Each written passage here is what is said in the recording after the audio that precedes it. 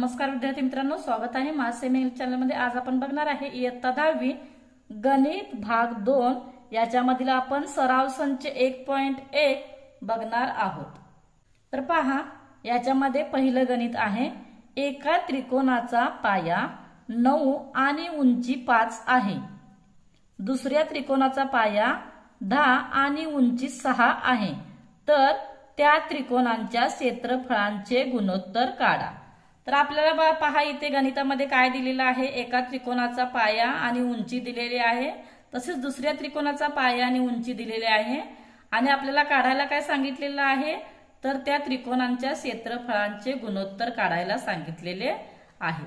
पहा, इथे समजा ट्रायंगल 1 हा एक त्रिकोण असून ट्रायंगल 2 हा दुसरा त्रिकोण आहे।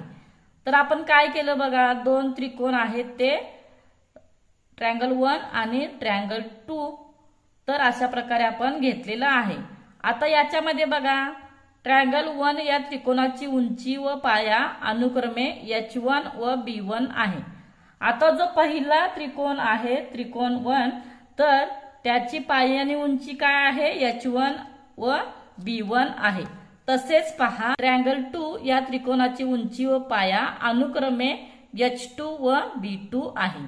आता पहा, याच्यामध्ये इथे आपल्याला काय काय दिलेलं आहे, तर येथे आपल्याला दिलेला आहे b1 किती आहे पहा, h1 आहे 5, b2 किती आहे 10 व h2 किती आहे 6। तर पहा, इथे दोन त्रिकोणांच्या क्षेत्रफळांचे गुणोत्तर हे त्या त्रिकोणांच्या संगत पाया व संगत उंची यांच्या गुणोत्तरा एवढे असते। तर आपल्याला माहितीच आहे की दोन त्रिकोणांच्या क्षेत्रफळाचे गुणोत्तर हे त्रिकोणांच्या संगत पाया व संगत उंची यांच्या गुणोत्तरा एवढे असते। म्हणून पहा, area of triangle 1 divide by area of triangle 2 is equal to b1 into h1 divide by b2 into h2। तर पहा, तर याच्यामध्ये आपल्याला काय करायचं आहे, किमती घालायच्या आहेत। तर पहा, b1 किती आहे 9, h1 आहे 5, डिवाइड बाय b2 आहे 10 मल्टिप्लाइड बाय h2 आहे 6। तर पहा, हे आपल्याला दिलेल्या किमतीवरून आपण हे लिहिलेलं आहे। तर पहा, इथे बघा काय होऊ शकतं, तर इथे काय करायचं आहे, आपल्याला डिवायडेशन करायचं आहे आणि हे डिवायडेशन केल्यानंतर आपल्याला किती उत्तर मिळतं याचं 3/4।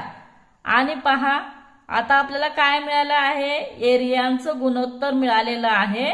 म्हणून त्या त्रिकोणांच्या क्षेत्रफळाचे गुणोत्तर 3/4 आहे। तर त्या त्रिकोणांच्या क्षेत्रफळाचे गुणोत्तर किती आहे, 3/4 आहे। गणित आहे, याच्यामध्ये दिलेल्या आकृतीमध्ये बीसी लंब AB, AD लंब AB, BC बरोबर 4, AD बरोबर 8, तर area of triangle ABC divide by area of triangle ADB काढा। तर आपल्याला इथे आकृतीमध्ये पहा, दोन त्रिकोण दिलेले आहेत आणि आपल्याला त्यांच्या क्षेत्रफळाचे गुणोत्तर काढायचे आहे। तर आता दिलेल्या आकृतीमध्ये आपल्याला काय दिसत आहे पहा, तर दोन्हीही त्रिकोण जे आहेत ते कसे आहेत, काटकोन त्रिकोण आहेत। आता पहा, इथे याला आपण सॉल्व्ह कसं करायचं आहे, एरिया ट्रायंगल ABC व ट्रायंगल BAD या त्रिकोणांचा सामायिक पाया रेख AB आहे। आता पहा, इथं आकृतीमध्ये आपल्याला काय दिसत आहेत, दोन त्रिकोण दिसत आहेत। तर या दोन्ही त्रिकोणांचा सामायिक पाया काय आहे, AB आहे। सामायिक किंवा आपण त्याला समान म्हणू। तर पहा, सामायिक पायांच्या त्रिकोणांची क्षेत्रफळे त्यांच्या संगत उंचीच्या प्रमाणात असतात। तर आता पहा, इथे त्रिकोणांची क्षेत्रफळे काय असतात, त्यांच्या संगत उंचीच्या प्रमाणात असतात। आता यावरून आपण काय सांगू शकतो पहा, area of triangle ABC divide by area of triangle ADB बरोबर BC/AD। आता आपल्याला इथे BC किती दिलेला आहे, तर BC किती दिलेला आहे, 4 दिलेला आहे। आणि एडी किती दिलेला आहे? 8 दिलेला आहे. तर पहा, तर आपण काय केलं, याला BC छेद AD ची व्हॅल्यू ठेवली त्याच्यामध्ये. तर आता पहा इथे 4/8 दिलेल्या किमतीवरून आपण काय केलेलं आहे? 4/8 लिहिलेलं आहे. तर पहा, या 4/8चं 4 × 1 = 4, 4 × 2 = 8, म्हणजेच काय येईल? 1/2 येईल. म्हणून काय बघा, area of triangle ABC divide by area of triangle ADB बरोबर 1/2 आहे. तर या triangle ABC, area of triangle ABC divide by area of triangle ADB बरोबर किती आहे? 1/2 आहे. आणि त्याच्या क्षेत्रफळांचे गुणोत्तर काय असणार आहे? 1:2 असणार आहे. अशा प्रकारे आज आपण गणित भाग 2 याच्यामधील सराव संच 1.1 मधील 2 गणिते सोडवून दिलेली आहेत. तर तुम्हाला हा व्हिडिओ आवडला असेल तर आमच्या चॅनलला लाईक करा, शेअर करा, सबस्क्राईब करा.